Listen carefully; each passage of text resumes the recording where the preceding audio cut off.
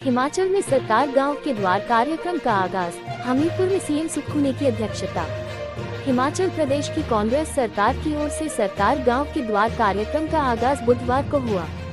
मुख्यमंत्री सुखविंदर सिंह सुक्खू ने कार्यक्रम का शुभारंभ गृह विधानसभा क्षेत्र नादौन की गोइस पंचायत से किया। पूर्व भाजपा सरकार में हिमाचल प्रदेश में जनमंच का आयोजन किया जाता था, जबकि सरकार गांव के द्वारा कार्यक्रम को अब इसका तोड़ माना जा रहा है।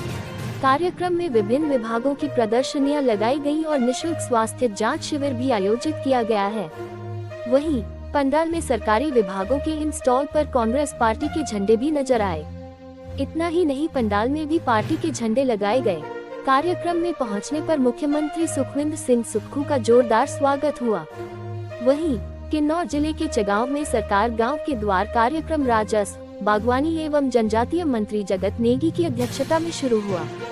इस कार्यक्रम में क्षेत्र की अन्य पंचायतों ने भी भाग लिया। मंत्री ने इस दौरान लोगों की समस्याओं को सुना। इस दौरान मंत्री ने पौधारोपण भी किया।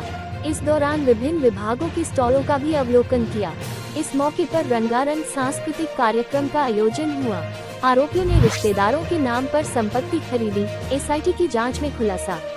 क्रिप्टो करेंसी ठगी मामले में कई आरोपियों ने अपने रिश्तेदारों के नाम पर भी संपत्ति खरीदी है। पुलिस एसआईटी की जांच में ये खुलासा हुआ है।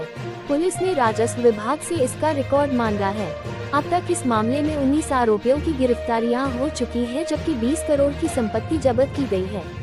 पुलिस की गिरफ्त में 5 पुलिस कर्मचारियों के खिलाफ भी पुलिस अलग से चार्जशीट तैयार कर रही है। इसकी सप्ताह से शिमला कोर्ट में पेश किया जाना है। पुलिस एसआईटी का दावा है कि इस मामले में अभी और भी गिरफ्तारियां होनी है। आरोपी और एजेंटों से पूछताछ के दौरान कई लोगों के नाम सामने आए हैं। ये लोग हिमाचल के अलावा बाहरी राज्य के हैं। पुलिस एसआईटी लगातार बाहरी राज्यों में आरोपियों को पकड़ने के लिए दबिश दे रही है। एसआईटी के प्रमुख और डीआईजी अभिषेक दुल्ला ने बताया कि मामले की जांच जारी है। कई आरोपियों ने लोगों को चूना लगाकर संपत्ति बनाई है। इसका रिकॉर्ड खंगाला जा रहा है। सीएम सुक्खू बोले, गेस्ट शिक्षकों को घंटे के हिसाब से मिलेगा पारिश्रमिक, नियुक्तियां स्थायी नहीं। हिमाचल प्रदेश के सरकारी स्कूलों और कॉलेजों में पीरियड आधारित गेस्ट शिक्षकों की तैनाती को लेकर मुख्यमंत्री सुखविंदर सिंह सुक्खू ने बड़ा बयान दिया है। उन्होंने भर्ती पर विपक्ष की ओर से उठाए गए सवालों का जवाब देते हुए कहा कि गेस्ट फैकल्टी का मतलब वे गलत समझ रहे हैं। उन्हें पहले पॉलिसी को समझना चाहिए। पॉलिसी के तहत यदि एक गेस्ट टीचर 1 घंटे के लिए पढ़ाता है तो उसे 1 घंटे का पैसा मिलेगा। यह कोई वार्षिक या मासिक आधार पर नहीं है। यदि किसी सरकारी स्कूल में 1 सप्ताह तक शिक्षक नहीं आता है तो संबंधित हेडमास्टर या प्रिंसिपल को गेस्ट टीचर की मेरिट के आधार पर सेवाएं लेने का अधिकार होगा, ताकि बच्चों की पढ़ाई प्रभावित न हो। गेस्ट टीचर को घंटे के हिसाब से पारिश्रमिक दिया जाएगा। घंटे के हिसाब से गेस्ट टीचरों का मानदेय फिक्स किया गया है। कॉलेजों में नेट सेट या जेआरएफ क्वालिफाइड अभ्यर्थी गेस्ट टीचर बन सकेंगे। गेस्ट टीचर स्थायी नियुक्तियां नहीं है।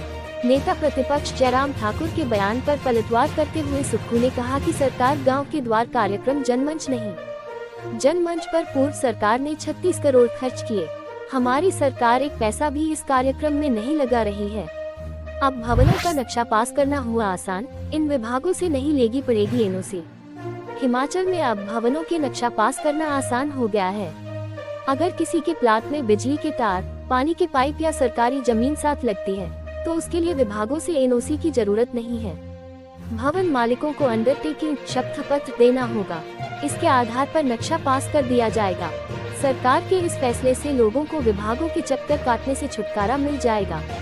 नियमों में ये भी प्रावधान किया है कि अगर कोई भी प्लाट मालिक फर्जी अंडरटेकिंग देता है तो उसके खिलाफ कानूनी कार्रवाई की जाएगी।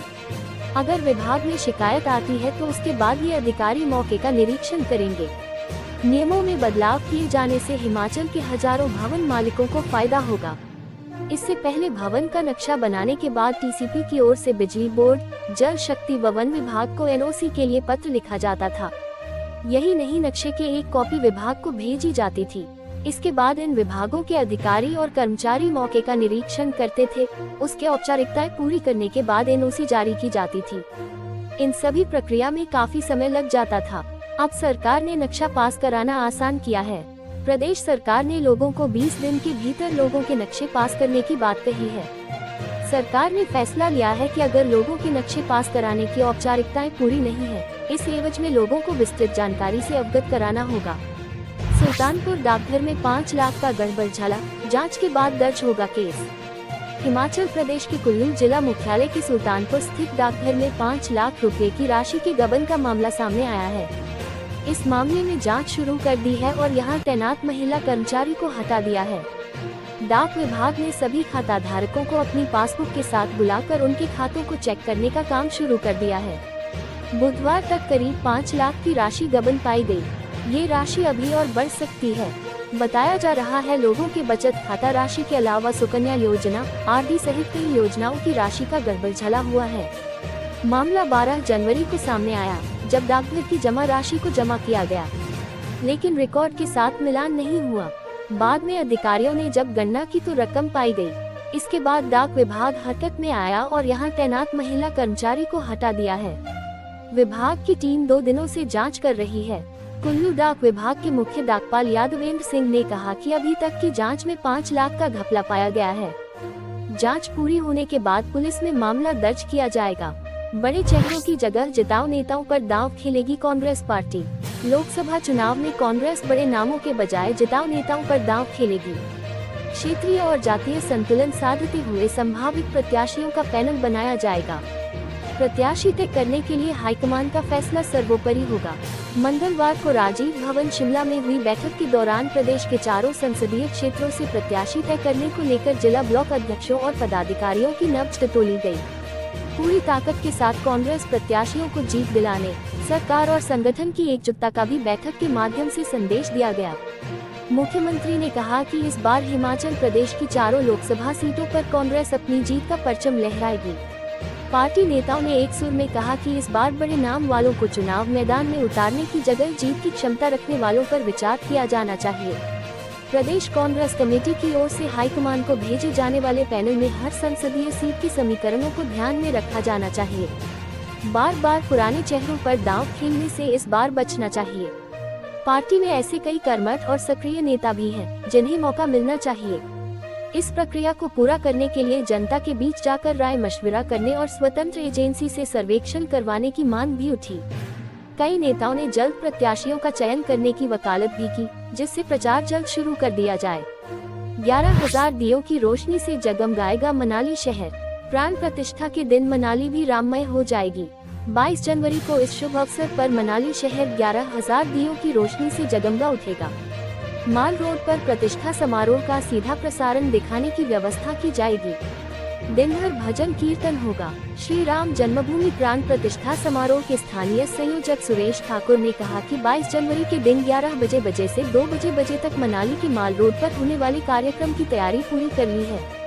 21 जनवरी रात्रि को माल रोड को रंगोली से सजाया जाएगा और पूरा शहर भगवा रंग की पताकाओं से सुसज्जित किया जाएगा। माल रोड के एक और LED के माध्यम से अयोध्या में हो रहे प्राण प्रतिष्ठा समारोह का सीधा प्रसारण प्रसारित किया जाएगा। मातृशक्ति भजन कीर्तन करेगी। समिति अध्यक्ष ने लोगों से आह्वान किया है कि इस गौरवशाली दिन को भव्य व अविस्मरणीय बनाने के लिए बढ़ चढ़कर भाग लें। मकर संक्रांति से मनाली नगर में अखंड ज्योति जलाई गई है। सैलानियों को आकर्षित करने के लिए हिमाचल पर्यटन निगम ने कमरों की बुकिंग पर दी छूट। मैदानों में पड़ रहे कोहरे के कारण भीषण ठंड से बचने के लिए सैलानी पहाड़ों का रुख कर सकते हैं। हिमाचल प्रदेश के अधिकतर पर्यटन स्थलों पर इन दिनों अच्छी धूप खिल रही है। ऐसे में सैलानियों को आकर्षित करने के लिए पर्यटन विकास निगम ने कमरों की बुकिंग पर 20 से 40% का विंटर डिस्काउंट जारी कर दिया है। निगम के होटलों में ये छूट दी जा रही है। निगम के प्रबंध निदेशक राजीव कुमार ने बताया कि बर्फ नहीं गिरने के कारण इस साल विंटर सीजन में कम संख्या में सैलानी हिमाचल आ रहे हैं। हालांकि मैदानी इलाकों की तुलना में पहाड़ों पर मौसम अच्छा है। सैलानी इन दिनों धूप का भरपूर आनंद ले सकते हैं। सैलानियों को आकर्षित करने के लिए कमरों की बुकिंग पर 20 से 40% छूट जारी की गई है। हिमाचल को उत्कृष्ट प्रदर्शन करने वाले राज्य का पुरस्कार। भारत मंडपम नई दिल्ली में उद्योग और आंतरिक व्यापार संवर्धन विभाग द्वारा राज्यों के स्टार्टअप रैंकिंग 2022 कार्यक्रम का आयोजन हुआ। इस अवसर पर हिमाचल प्रदेश को श्रेणी B 1 करोड़ से कम आबादी वाले राज्य में सर्वश्रेष्ठ परफॉर्मर पुरस्कार प्रदान किया गया। ये पुरस्कार राज्य में बेहतरीन स्टार्टअप पारिस्थितिकी तंत्र विकसित करने के लिए प्रदान किया गया। प्रदेश का मूल्यांकन 7 सुधार क्षेत्रों और 27 कार्य बिंदुओं पर किया गया, जिनका राज्य में स्टार्टअप पारिस्थितिकी तंत्र को आगे बढ़ाने में महत्वपूर्ण योगदान है। राज्य को क्षमता निर्माण में अग्रणी, funding leader, sustainability promoter, incubation hub, mentorship champion, innovative leader और संस्थागत चैंपियन के रूप में मान्यता दी गई।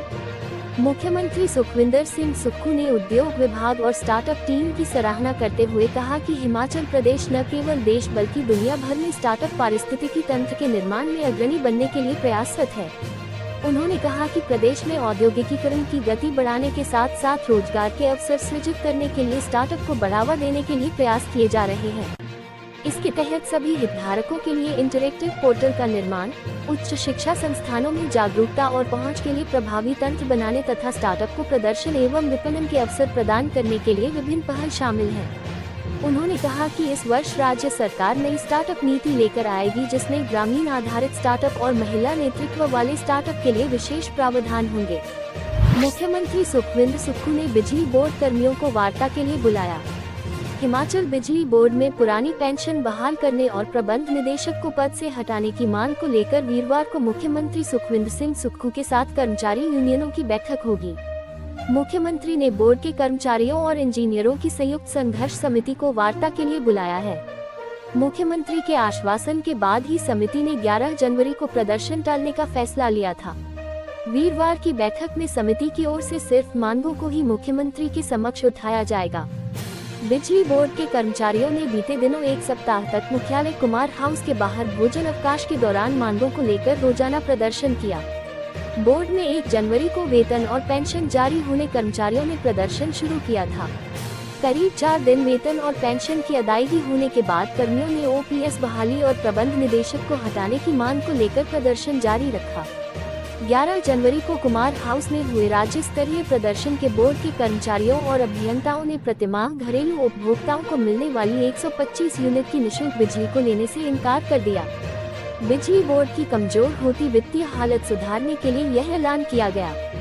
बोर्ड के कर्मचारियों और इंजीनियरों की संयुक्त संघर्ष समिति के संयोजक इंजीनियर लोकेश ठाकुर और सह संयोजक हीरालाल वर्मा का कहना है कि नया वित्त वर्ष शुरू होने वाला है। ऐसे में अगर जल्द ही बोर्ड में पुरानी पेंशन बहाल नहीं हुई तो कर्मचारियों को इसका नुकसान उठाना पड़ेगा। मुख्यमंत्री की घोषणा के बावजूद अफसरशाही ओपीएस बहाली में आनाकानी कर रही है। इस मामले को वीरवार को होने वाली बैठक में मुख्य तौर पर उठाया जाएगा। पंजाब के व्यक्ति समेत 2 लोगों से पकड़ी 2.5 किलो चरस। हिमाचल प्रदेश के जिला कुल्लू के बड़ा भूइन व मणिकर्ण रोड के सियुन के पास 2 अलग अलग मामलों में 2 किलो 408 ग्राम चरस बरामद की है। इसमें पुलिस ने लगवैली के ज्ञानचंद से 1.302 किलो और सियुन में पंजाब के होशियारपुर निवासी संदीप कुमार से 1.106 किलो चरस की खेप बरामद की है। पुलिस एनडीपीएस एक्ट में दोनों की पूछताछ कर रही है। दोनों लोगों ने चरस को कहां से लाए, इस पर पुलिस पूछताछ कर रही है। एसपी कुल्लू साक्षी वर्मा ने कहा कि पुलिस गश्त के दौरान दोनों लोगों को पकड़ा है। दोनों को गिरफ्तार कर कोर्ट में पेश करने की प्रक्रिया चल रही है। चांशल हाटूपीक पर हल्की बर्फबारी। 18 जनवरी से प्रदेश में 6 दिनों तक मौसम साफ। हिमाचल प्रदेश के शिमला जिले के चांशल, नारकंडा, हाटूपीक, खड़ा पत्थर, चूड़धार चोटी सहित अन्य उच्च पर्वतीय कुछ भागों में बुधवार शाम हल्की बर्फबारी दर्ज की गई। कुछ स्थानों पर बूंदाबांदी हुई। मौसम विज्ञान केंद्र शिमला की ओर से आज उच्च पर्वतीय कुछ स्थानों पर बारिश बर्फबारी की संभावना जताई है। वहीं 18 से 23 जनवरी से राज्य के सभी भागों में मौसम साफ रहने का पूर्वानुमान जताया गया है। उधर राज्य के कई मैदानी जिलों में कोहरे व ठंड का कहर जारी रहने के आसार हैं।